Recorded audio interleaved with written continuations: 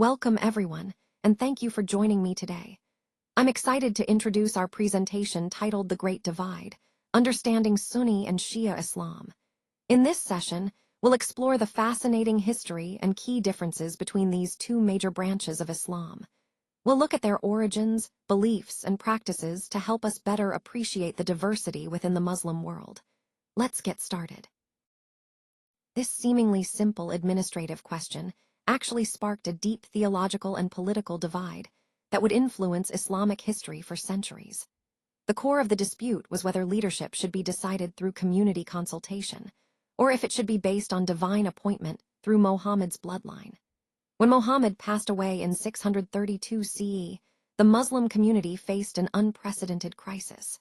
They had never before encountered a clear process for choosing a successor.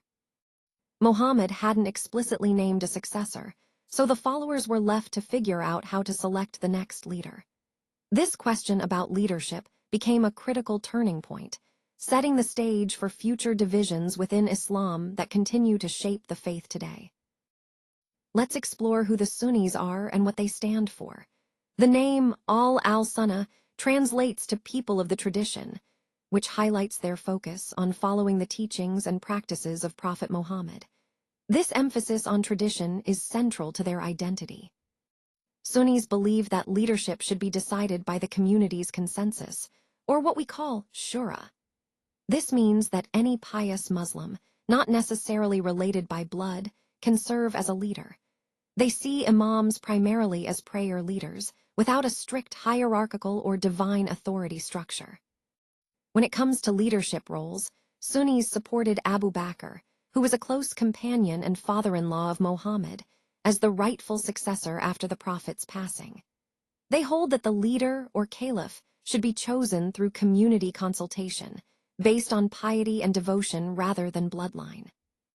This method of succession, choosing leaders through consensus, has helped shape Sunni practices and beliefs. Interestingly, about 80 to 90% of Muslims worldwide identify as Sunni, making it the largest branch of Islam. And at the core of their beliefs is the idea of leadership through consultation, emphasizing piety and community agreement. This approach underscores their commitment to unity and adherence to Prophet Muhammad's traditions. Let's talk about how imams are viewed in this tradition. They are seen as divinely appointed, infallible leaders who guide both spiritually and politically. These leaders are given special knowledge, and the highest ranks often carry titles like Ayatollah. A key concept here is recognizing Ali as the rightful successor. He's considered the first of the 12 imams, and both a spiritual and political leader. This lineage is very important because it emphasizes the idea that leadership should stay within Muhammad's bloodline. Specifically, they believe leadership should pass through his cousin and son-in-law, Ali ibn Abi Talib, whom they see as divinely appointed to lead. This belief underscores the importance of divine appointment and lineage in their leadership structure. It's important to note that this branch of Islam makes up roughly 10 to 20% of Muslims worldwide. Major populations are concentrated in countries like Iran, Iraq, Bahrain, and Azerbaijan, making their beliefs a significant minority within the global Muslim community. To sum up, this branch emphasizes the divine appointment of the imams, starting with Ali, and the importance of maintaining leadership within Muhammad's family line. This lineage forms the core of their belief about spiritual and political authority, connecting deeply to the overall theme of the lineages of prophetic leadership. Now, let's look at the differences in how Shiites and Sunnis view paradise and intercession. For Shiites, the belief is that following the teachings of Muhammad and the imams guarantees paradise for faithful believers. It's more about adherence and spiritual guidance from these imams, who are seen as essential in guiding us toward salvation. On the other hand, Sunnis believe that redemption depends on a combination of faith, good deeds, and Allah's mercy. There's no guarantee of paradise. Instead, it's something that believers earn through righteous living and sincere effort. When it comes to intercession, Shiites hold that the 12 imams can intercede between Allah and us, acting as spiritual guides and advocates. They see this as a vital part of connecting with Allah's mercy. Sunnis, however, believe that individuals approach Allah directly through prayer and devotion, without intermediaries. They emphasize personal connection and direct communication with Allah. So, these differences highlight how each tradition interprets the path to salvation and the role of intercession, which ties back to the broader themes of faith, practice, and spiritual authority we've been discussing throughout this presentation.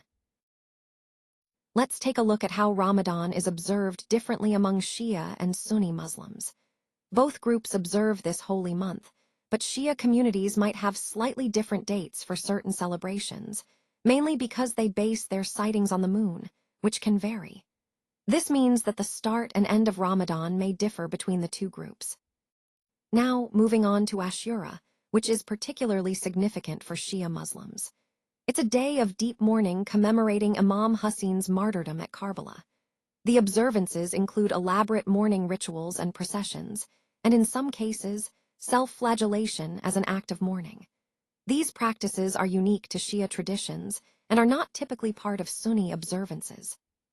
When we talk about key observances across the two groups, we see some clear differences. Shiites emphasize the teachings of the 12 Imams, which influence various rulings and practices. For example, in Shia Islam, temporary marriage, known as mutta, is permitted, whereas Sunnis consider it forbidden. Sunni Muslims, on the other hand, rely on four major schools of jurisprudence: Hanafi, Maliki, Shafi, and Hanbali. While each school has its own interpretations, all are recognized as valid within Sunni tradition. This diversity in jurisprudence reflects a slightly different approach to legal and ritual matters compared to the Shia. In summary, these differences in jurisprudence, rituals, and observances highlight the rich diversity within Islam. They show how the core faith is expressed in various ways, all rooted in a shared devotion, but shaped by different historical and theological developments. Let's take a look at the diverse distribution of Sunni and Shia populations across South Asia.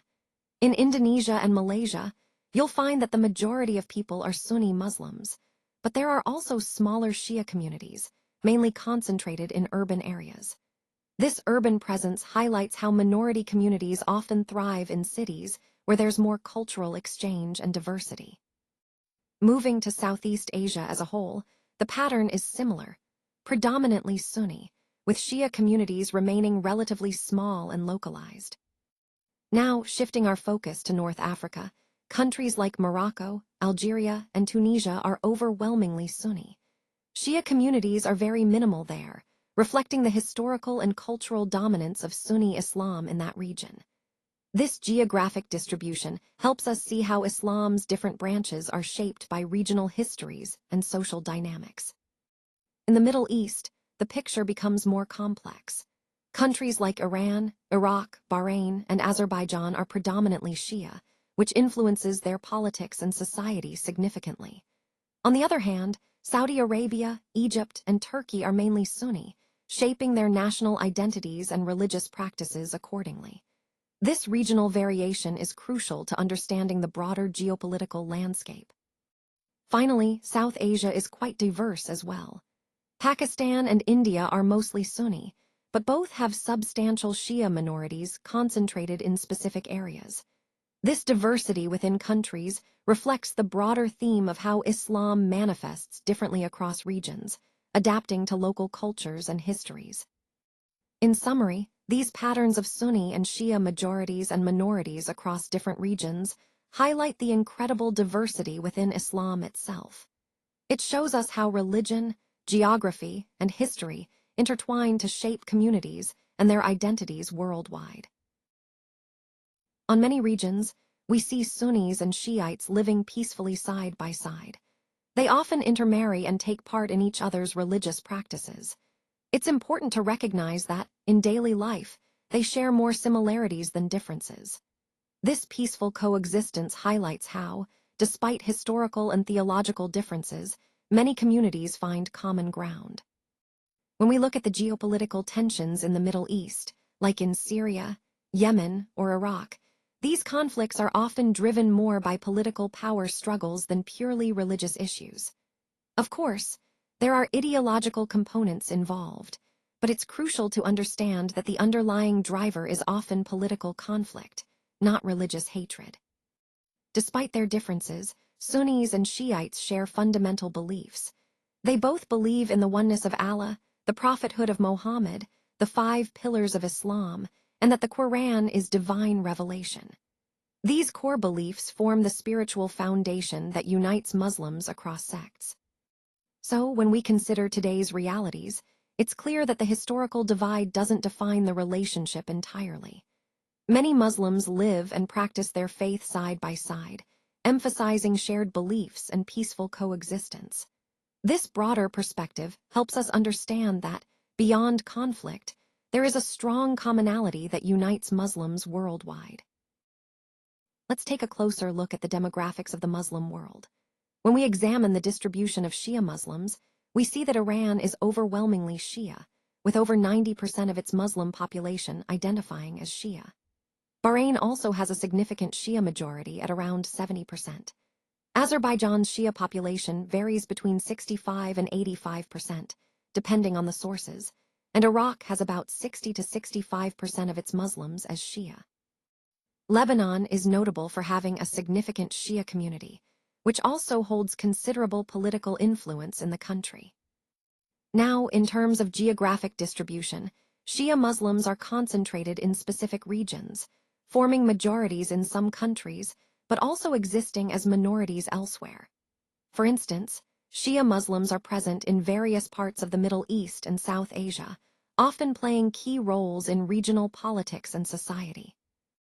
Moving to the broader picture, Shia Muslims constitute roughly 10 to 20% of the total Muslim population, which is approximately 180 to 360 million people worldwide. In contrast, Sunni Muslims form the vast majority, about 80 to 90% of all Muslims, amounting to around 1.44 to 1.62 billion people. When we look at the overall numbers, the total Muslim population globally reaches about 1.8 billion. This makes Islam one of the world's largest religions, with a diverse and widespread demographic landscape. Understanding these numbers helps us grasp the scale and diversity within the Muslim community, which is essential for appreciating the regional dynamics and the influence of different branches of Islam across the globe. While there are certainly theological and legal differences between Sunnis and Shiites, it's important to remember that the common ground they share far surpasses their divisions.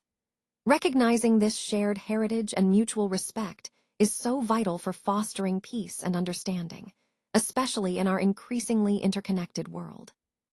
Despite the historical and current tensions, the core foundations of Islam, belief in one God, the Quran, and Muhammad's prophethood, are what truly unite the vast majority of followers. Appreciating these differences helps us better understand the rich diversity within the Muslim world and encourages meaningful interfaith dialogue and mutual respect. The split between Sunnis and Shiites originated from a leadership dispute back in 632 CE, and over the past 14 centuries, this has led to distinct theological and practical paths within Islam. But at the heart of it all, there's a shared foundation that binds believers together. So, in conclusion, even within this diversity, there is a strong sense of unity.